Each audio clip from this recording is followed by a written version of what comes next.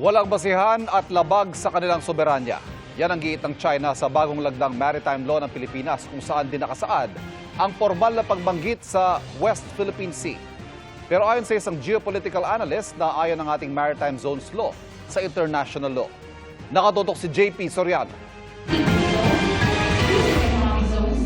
Ang mga bagong lagdang batas na nagtatakda ng maritime zones at archipelagic sea lanes ng Pilipinas, pinalaga ng China.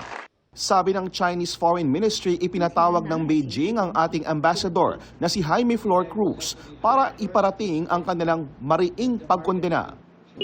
Giit ng China, walang basihan ang anumang batas ng Pilipinas na nakabase sa 2016 Arbitral Award na nakuha ng Pilipinas.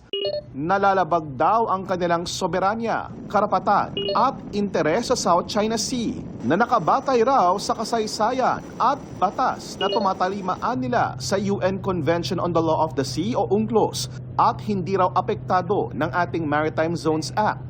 Wala pang tugon si Ambassador Flor Cruz maging ang ating Department of Foreign Affairs kaugnay sa summons ng Beijing. Di tulad ng China, suportado naman ng Amerika ang Maritime Zones Act.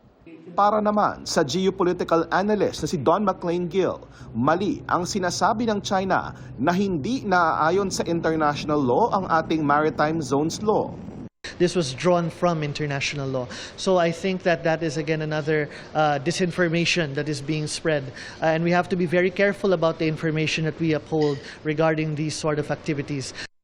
Itinatakda ng archipelagic sea lanes ang tatlong opisyal na sea lanes sa bansa kung saan lang pwedeng dumaan ang mga barko at eroplano ng ibang bansa, sibilyan man o pangmilitar. Hindi kasama sa tatlong sea lanes na ito ang bahagi ng 10-line claim ng China. Ayon naman kay Professor J. Batong Bakal, nakadirekta ang batas na ito sa mga sasakyang pandagat ng anumang bansa na makikidaan lang sa katubigan ng Pilipinas mula man yan sa China o mga kaalyadong bansa. Pagdating dun sa mga military vessels and aircraft, no? At least yun, pwede nating i-confine sila doon sa archipelagic sea lanes na i-designate natin. Hindi yung kung saan lang nila gusto magdaan. Para sa GMA Integrated News, JP Soriano, nakatutok 24 oras. Para hindi mabigatan sa bilihin sa darating na Pasko, may ilan nang nag-uutay-utay sa pagbili ng Noche Buena items. Ang DTI naman maglalabas na ng price guide sa Biyernes. Nakatutok si Von Aquino. Nagsimula nang mamili ng ilang Noche Buena items si Rose tulad ng ingredients ng fruit salad. I buy earliest possible time. Like ngayon, November, di ba? Para hindi sabay-sabay sa sa Noche Buena, sabay-sabay ang gastos. Ngayong buwan din, magsisimulang mamili si Flor de Liza ng pang Noche Buena. Magtipid-tipid muna po para makaipon po ng mas malaki pagdating ng pamili. Ayon sa Philippine Amalgamated Supermarkets Association o PAG-ASA, inaasahan nilang adjustment ng mga presyo ng Noche Buena items kapag malapit na ang Pasko. Sabi ng PAG-ASA, inaasahang ilalabas ng DTI sa Biyernes ang price guide para sa Noche Buena items. Mas marami rin daw sale items ngayon sa mga supermarket, kaya payo niya sa mga mamimili. Kung kayo ay handa na at alam na ninyo kung anong ihahanda natin for Noche Buena and Medianoche, stick to it, and buy now. Mas mura.